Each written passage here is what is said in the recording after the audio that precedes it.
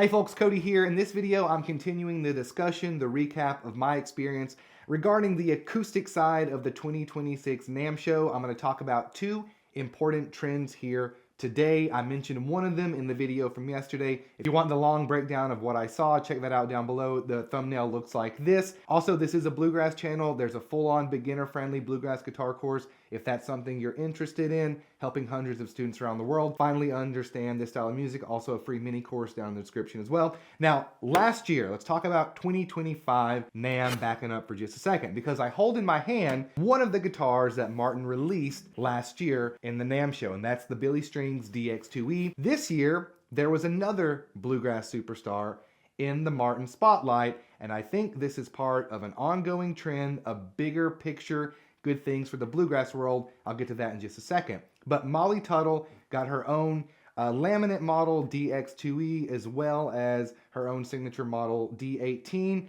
and that was one of the biggest news stories out of Martin this year. At the same time, Trey Hensley, another bluegrass superstar, he actually won the IBMA Guitar Player of the Year this past year, right front and center in the Taylor Room, literally a 10-foot tall Trey Hensley. So coming to my first NAMM show, guy from Tennessee, run a bluegrass channel, and I'm seeing all the bluegrass superstars, Molly, Trey. Now, what's important is that I think this is all connected to musical releases, okay? If we back up to late 2024, Billy Strings released Highway Prayers. This year, I think it was sometime late summer, early fall, Molly Tuttle released a new album. And now, right around this same time, Trey Hensley is also releasing new original music. So obviously these companies are capitalizing and they're putting a lot of money, resources, marketing into these artists. And I want your opinion down below.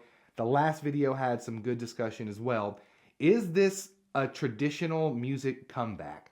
I see things on the internet, on the guitar videos and things like that. A lot of discussion like, is shredding dead? And there's like discussions about electric guitar and just, it might not be what folks are listening to. At the same time, I feel like I'm in a bluegrass bubble because that's what I do. And here I am looking at all these bluegrass artists getting their own signature model. Billy Strings is like selling out stadiums, which is wild to see. I'm more used to like folks in lawn chairs where like the average age is 70. So two questions to pose to you at home.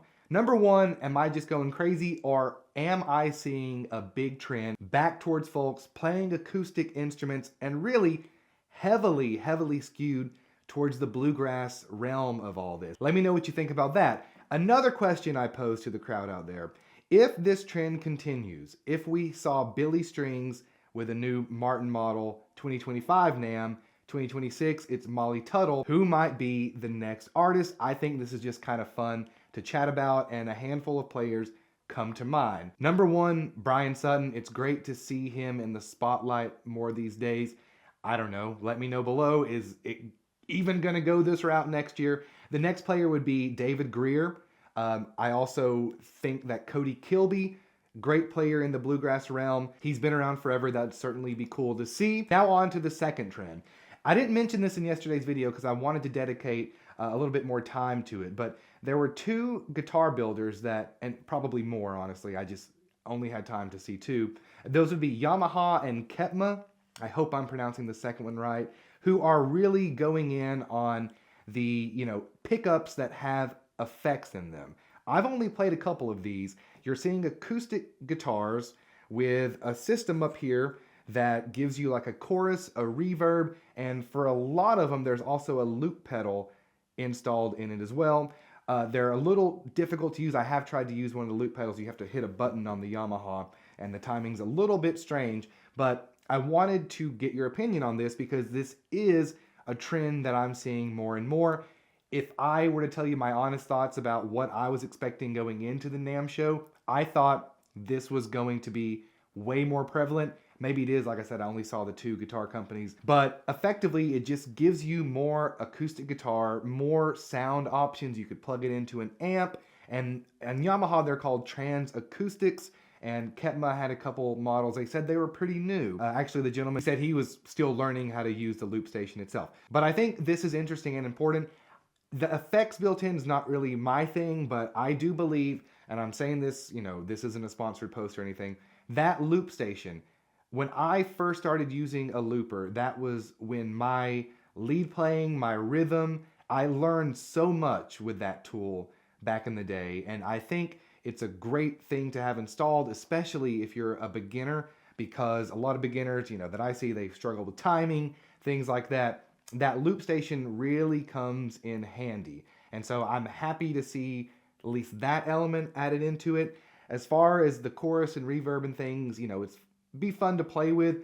Not exactly my style of guitar, but these are certainly out there. I think we're going to see more of them. And quite honestly, if money wasn't really an issue, I'd probably pick one of these up. And so I want your opinion on these two guitar trends. Am I a fool to think that, you know, bluegrass is really making a comeback? Maybe I'm just in my algorithmic bubble.